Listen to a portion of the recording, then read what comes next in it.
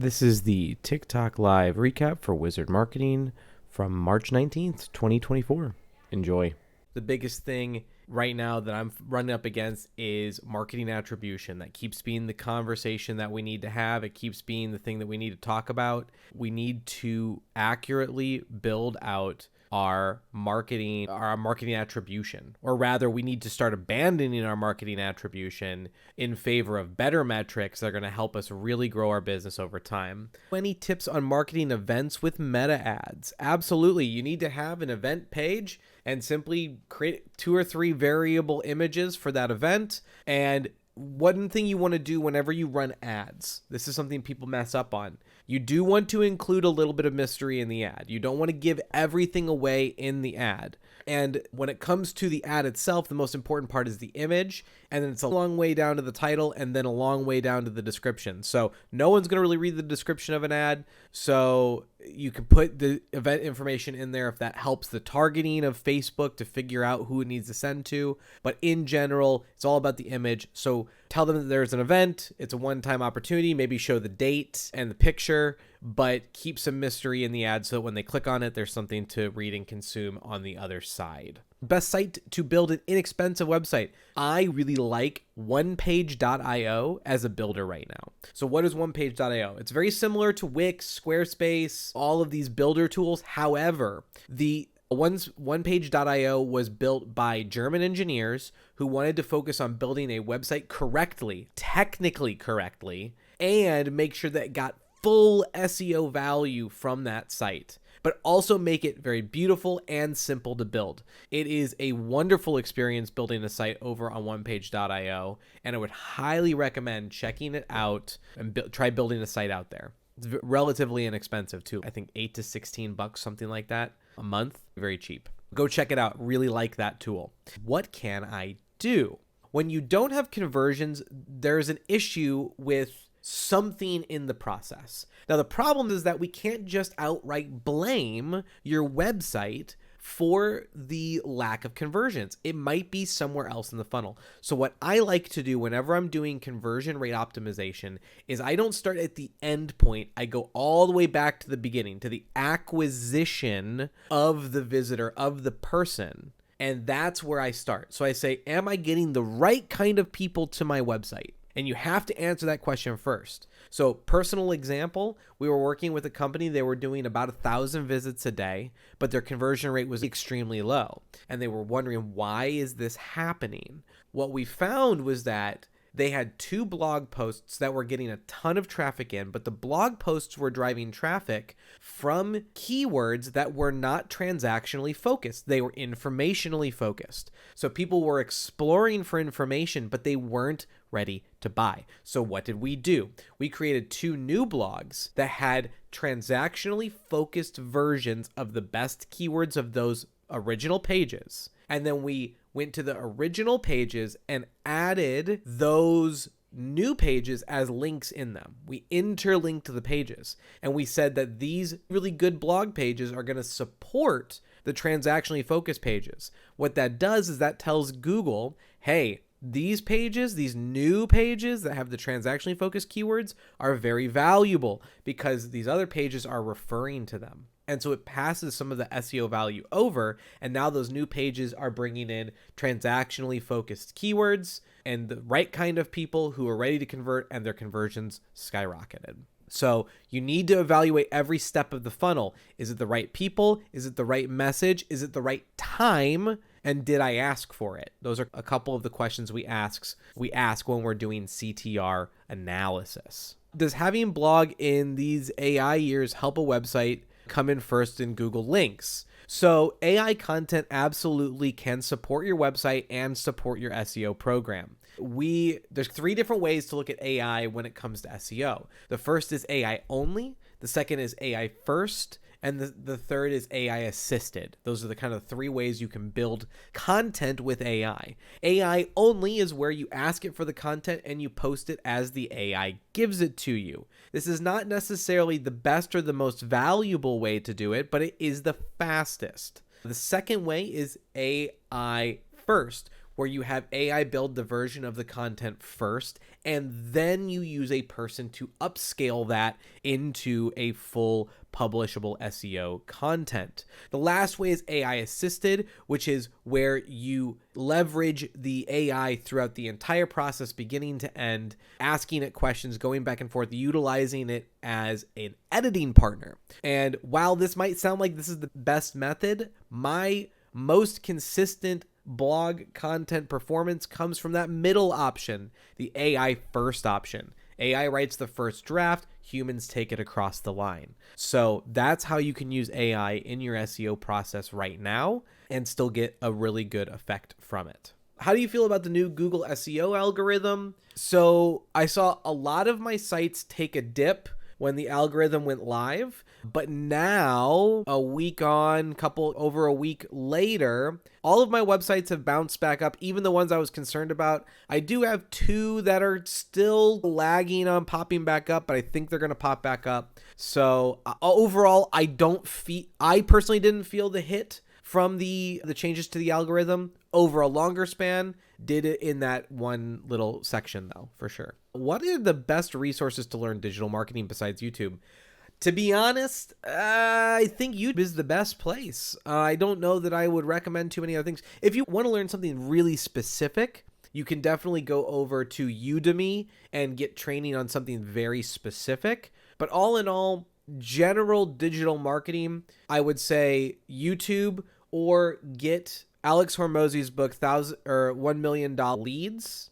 $100 million leads. That book has a lot of great theory and practical application in it, and it's a relatively inexpensive book. There's only 2 ways to sell a product. Like, every way you want to slice and dice it, if you go all the way down to the bottom, to the very base level, there's only 2 ways that you can sell a product and for marketing to help that. One is you either create a product for which there is already demand. If that is the route you go, your marketing's job is to create awareness and differentiation. Okay? That's one marketing path. Okay? The other marketing path, the other opportunity, is to create a product that solves a problem, but for which there is no demand, right? You need to create demand for the product. So things that do this well, all right? TikTok is a great example of this. Does everyone remember when the oil pulling videos started going crazy? That was demand generation, right? That's where you actually build the interest in the product and you become the primary product that people consume. So it's a very different way of approaching the marketing, because when you're in differentiation mode, you're talking to people who already have a version of the product. When you're in demand gen mode, though, you're actually creating awareness that a product is even available, that the solution to a problem is even available. And so that's a really different way to approach marketing. And so as a software developer, if you're creating a product that there's never been a solution for before, you need to work on that demand gen side. You need to get people hyped that there's something that can solve a problem. It doesn't always work, but that is the methodology. Do you recommend product listing pages to look a bit like ClickFunnels ways with long pages? No, in fact, what we've found is that 3 to 7 bullet points about the product and a buy link. That's your conversion magic. You don't want to bog people down. You also want to keep mystery around your product. Okay? This is something that a lot of product creators and service creators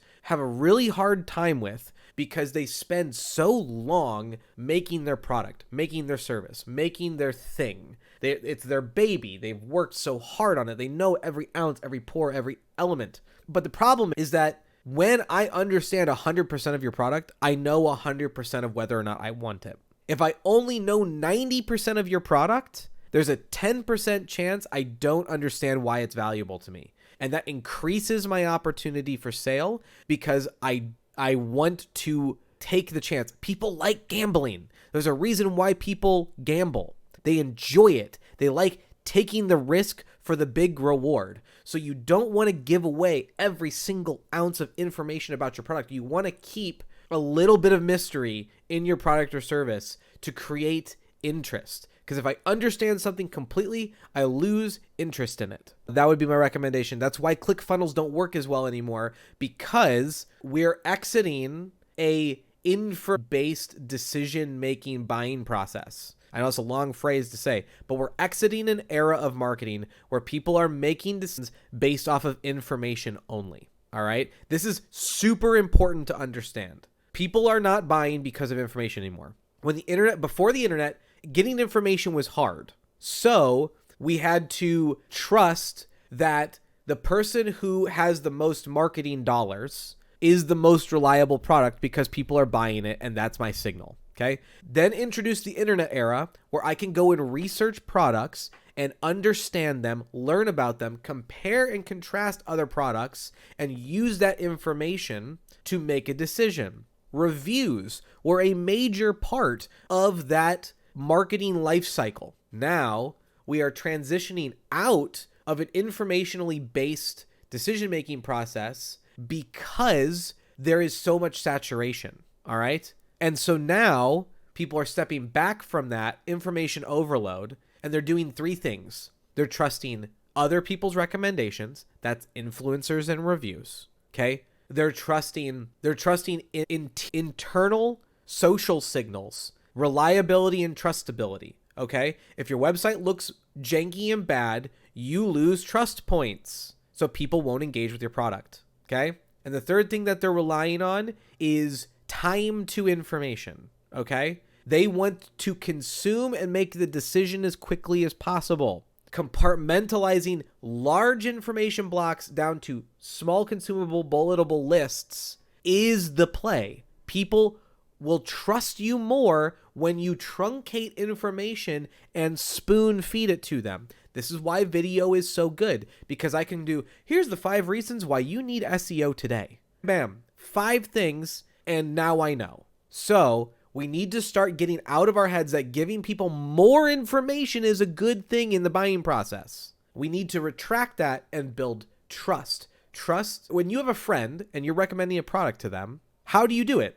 You don't drone on for 20 minutes about all the details of the product. You go, man, I really like this product. Here's my top 3 reasons why I love it. Boom, boom. That's how you communicate in real life. That's how you need to communicate in your marketing. Is it wrong for me to get AI to write it and take the money for myself? No, there's nothing wrong with that. There's nothing wrong with that. In fact, we've done some extensive testing on AI blog writing. And what I've found is that if you replace quality in blog writing with just sheer quantity, you can get about the same results. Now, it's a harder process time-wise, right? Because you've got to commit to doing a lot of blog writing. There are some bulk blog writing tools out there that I do recommend that I think are very good. One is Search Atlas. Search Atlas is a phenomenal SEO tool if you're doing it by yourself. You can pay about $200 a month for the software, and it's going to tell you exactly what you need to do and write all the blogs for you in bulk and post them for you if you're on WordPress. Or if you don't, and you don't have a WordPress, or you want to write in bulk and you want it reliable, there's another tool I recommend called byword.ai. That's byword, byword.ai. And it writes in bulk, it does all the interlinking, and is a very reliable tool for bulk AI writing. Am I promoting bulk AI writing for everybody? No. If you have a very specific niche, it might not be wise, say like financial or something with a lot of rules behind it. But if you are just looking to get a bunch of blog posts written, go for those tools. The internet has historically been informationally focused, right? We want to give people information. People want information faster now, faster to the end goal of the information. And so everything, all of your pages should actually be getting shorter than they used to be. They should still be info dense, but more consumable. And this is the easy way to think of it. All right. Go and look at your webpage and read it. Just read it out loud. Does it sound like a conversation you would have with a person at a coffee shop? If it's too much, you've got too much. If it sounds like a conversation you would have someone at a coffee shop, then it's perfect. How would you go about doing a pay-per-click campaign for an assembly machine distributor with a territory? Q, what you need to understand about doing pay-per-click campaigns for a business-to-business product like an assembly machine is that you need to focus on why your potential clients would be searching using Google search. Why would they use that? Okay. So I don't know your space perfectly, assembly machine distributor, but I'm just guessing off the top of my head, things I might want to optimize how my assembly machine runs, right? So that might be some keywords I would focus on. I might want to find out if there are faster solutions. I might want to find out if there are more energy efficient solutions, cost efficiency solutions. So these are the inroads that lead to the conversion, right? They're a problem, we're solving it. Other SEO tips do you have other than keyword blogs and backlinks? If you really want to dive deep onto a new topic in SEO that a lot of people don't talk enough about, I would take a look at Schema Markup. So what is Schema Markup? Schema Markup is a framework to deliver information directly into a search engine. So there are a lot of schema markups. You can go to schema.org to see all of the different potential schema marks. And what those are is it looks like code garbledy-gook, but it is really simple because it's just a form. Okay. So for example, one of the most common schema marks is the FAQ. And what it is, it just asks you, what is the question? What is the answer? Where? There's a couple other add-ons you can do. But if you fill out those schemas and you put them in your page, they won't show up to the public. They show up when Google looks at your page. Google will consume that information and know more about your product and have the potential to show a featured snippet, those little drop downs in the search, right? When you search for something, there's those little drop downs, questions, answered, whatever. That's how you get into those snippets, okay? So that's where I would go next. If you already are doing blogs and you're already doing backlinks, take a look at Schema Markup. Do you think WordPress is the best way to build a website? There's no right or wrong way to build a website, okay? If you have a website, whatever you're using is good, right? Having a website is the starting point.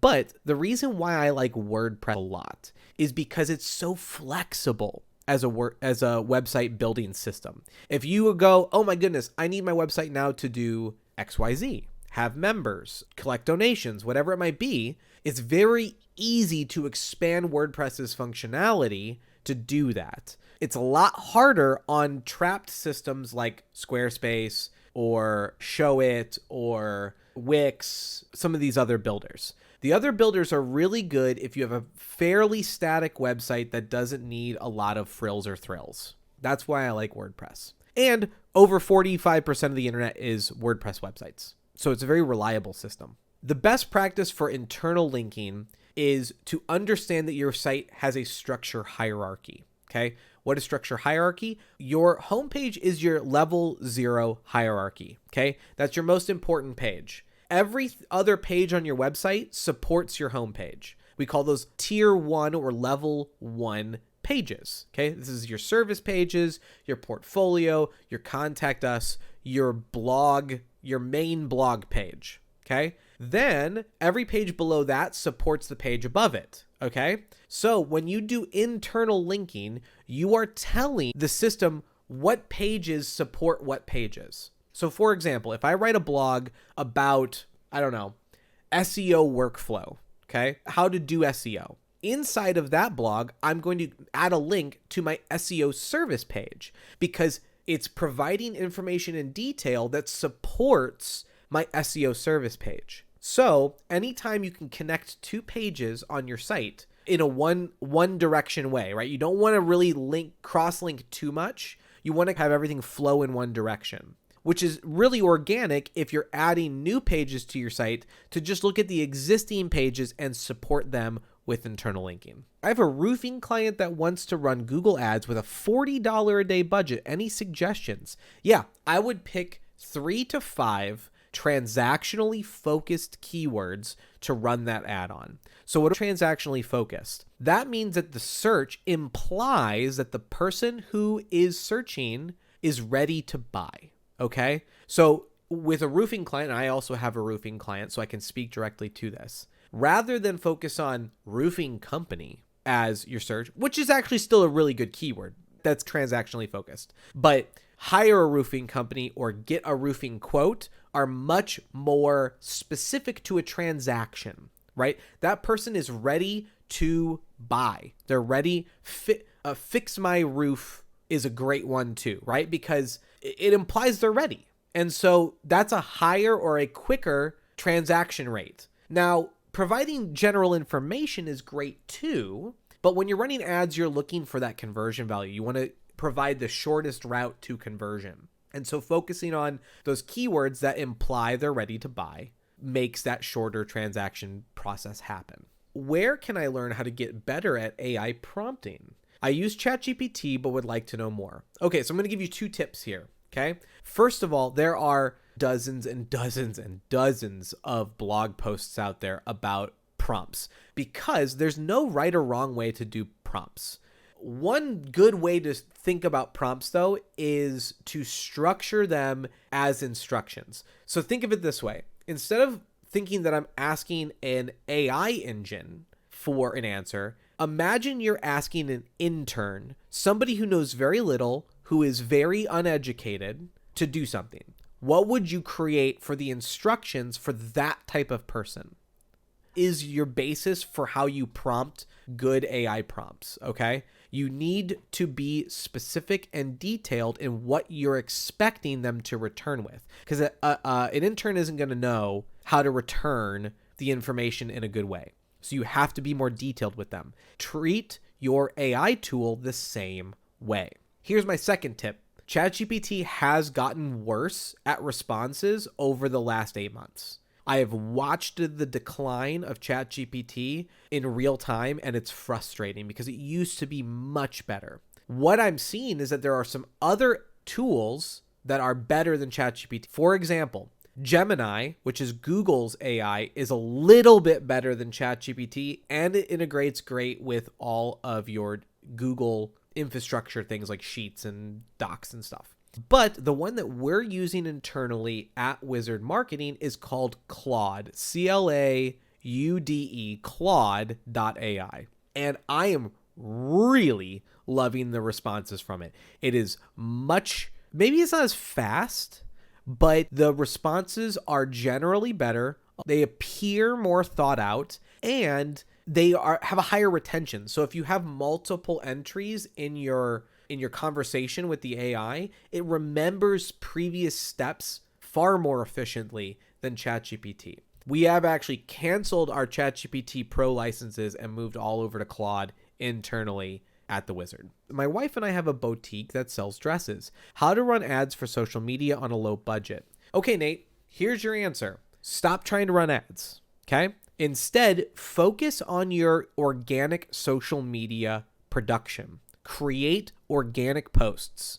Do that, and at the end of each month, take your top performing post for the month. That becomes your ad, because ads function as an extension of organic social media. And so if you have a high performing organic post, that will perform much better as an ad post. How many internal links per article would be good? I have seen numbers from 3 to 8 seems like a good number. I would start with a minimum of 3. What is the best way to improve my WordPress website to attract more customers? You have 2 separate things going on. You're asking how to improve your website to attract more customers. What you really are looking for is, how do I do search engine optimization so that when people come to my site, or they discover me, and then you need to also sell them, right? Because sales process is 2 steps. It's awareness and then it's conversion, right? You need to explain that we're an option, and then you need to explain why you're the best option. So you need to focus on organic search optimizations, that's SEO, search engine optimization, and you also need to focus on your conversion journey within your website, making sure that people can get to your product in a seamless fashion that answers their questions and relieves doubts, right? Because that's the biggest thing, is you have to remove doubt to get a conversion. And that's a little more nuanced. We call that click conversion rate optimization, CO. Can you outrank others using AI to create content that exists, but your post is better? Yes. So that is a technique called Skyscraper Content. It was a technique that was pioneered by, what's the name of the Monster Insights, I think, was the ones that pioneered that.